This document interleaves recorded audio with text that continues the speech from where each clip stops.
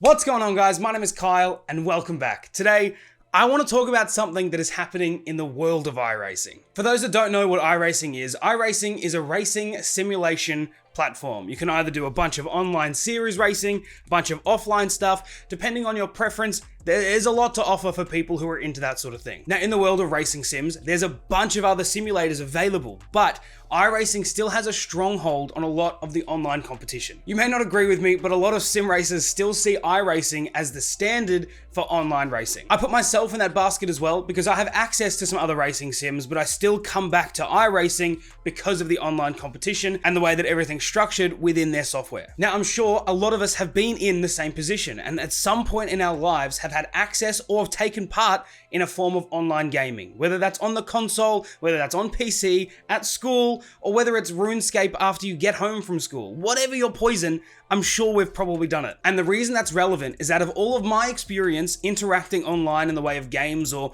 any sort of forum like that, I've never had to identify myself with my real name. Now, unfortunately, as a user of the iRacing service, you are required to use your real name. I'm sure you can probably tell where this is going. So around 2 weeks ago, I was scrolling through Twitter and I found a tweet from a friend of mine, a fellow sim racing streamer by the name of Daniel Gray 10. And this was his tweet. Twice now, someone has stalked my personal social media after an incident in iRacing, threatened violence against me and tried to intimidate me.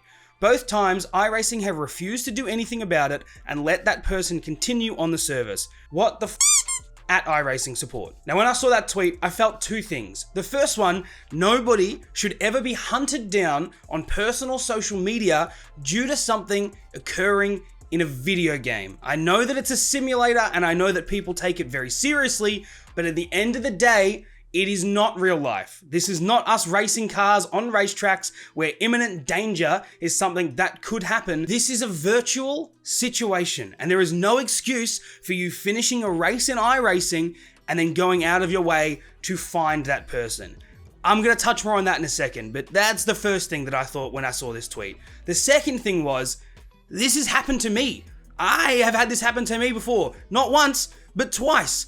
And I was so naive at the time of that happening that I genuinely thought that it was just because I drove terribly, which I do, but that's what I chalked it up to. I thought it was because I was obviously doing something wrong and I did it more than once, and these people wanted to let me know in a very aggressive and ridiculous sense, but I was very fresh to the platform. I was very new to what was happening, and I didn't really realize how much of a thing this is. So after having these thoughts, I was scrolling through the comments that were left on Daniel's tweet. And unfortunately, this is not an isolated situation. From the people that saw this tweet, everybody had at least had one situation where they faced the same thing. And that's only from the people that saw this tweet. Imagine how many people outside of Daniel's community that have had something happen in the exact same way. Now, to iRacing's credit, they did interact with this post. They left a comment on how to file a protest if something like this does happen to you in the future, which is good. For them to acknowledge that there's an issue worth protesting and how to voice your opinions, it's a good thing for them to see that and make that known. However, there is one thing that I just cannot stop thinking about. If you run a service where people can get noticeably frustrated, which is totally fine, it's racing online. I get frustrated, we all get frustrated, but at the end of the day, once that race is finished, you move on to the next one. But that's not the point.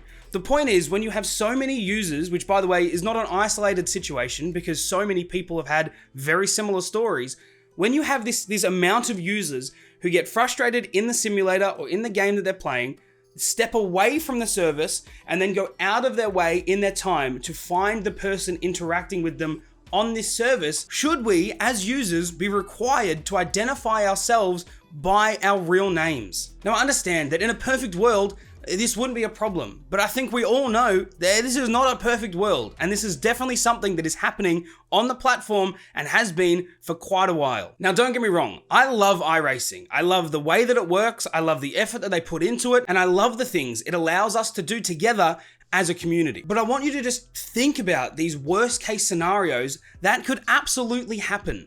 when you have people who have access to your full name, in a world that we live in right now, it is not hard to find a heap of information on this person. You can find where they work, mutual connections they have through social media. There are so many doors that get opened up easier to people who have malicious intent when your real name is handed to them on a silver platter. Now, like I said at the start, people see iRacing as a simulator, and there are some really incredible drivers that not only race in real life, but use sim racing as either a virtual esports situation, they train for real cars. There are so many things that get done within the service, and I understand that using your full name is going to not only help you professionally, but it's going to make more sense for your situation. But when there's people who are dipping their toes in or just trying it out for the first time, having your full name there is not an option. You don't get a choice to change it. You don't get a choice to have it shown.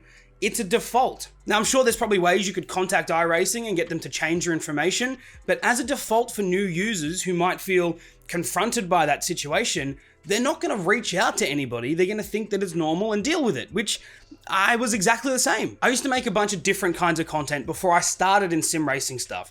And when I did my very first stream on iRacing, I realized that my full name was visible. And for the year and a half that I'd been making content up until that point, I hadn't disclosed that information, but I got put in a corner by iRacing because I didn't realize that I couldn't change it or hide it or do anything. It was either don't use the iRacing service on any of my content where my name can be visible in results or overlays or whatever, or have to bite the bullet and tell everybody. Now, in my situation, it is what it is. It was going to happen eventually, but I sort of got forced into it. But I can imagine for people who don't want that information out there, they don't have a choice. They don't get a choice in the matter. I know I'm just rambling at this point, but you understand what I'm trying to say. I would hate for there to be a situation where somebody was already at a point in their life or in a situation in their life where things were feeling quite difficult for them.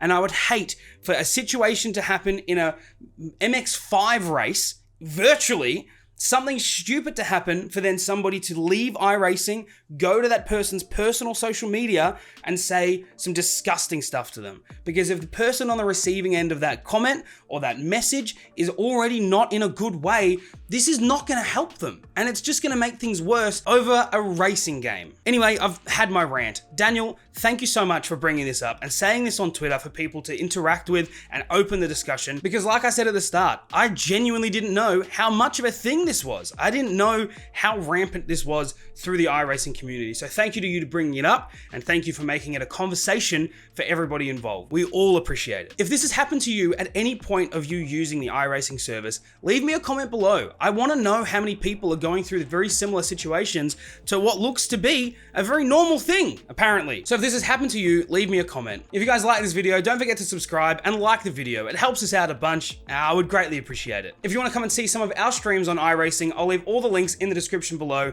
Come and check them out and let me know you found this video. If you guys are fellow iRacing users, we actually run our very own iRacing league that happens every single week. It's called the SPUD Cup. We have a YouTube channel with a full list of replay commentary. You're welcome to check it out. Anyone can join. All the information will be in the description. I would love to see you be part of it. Other than that, I'll leave you all to it. I'll see you in the next one. And bye!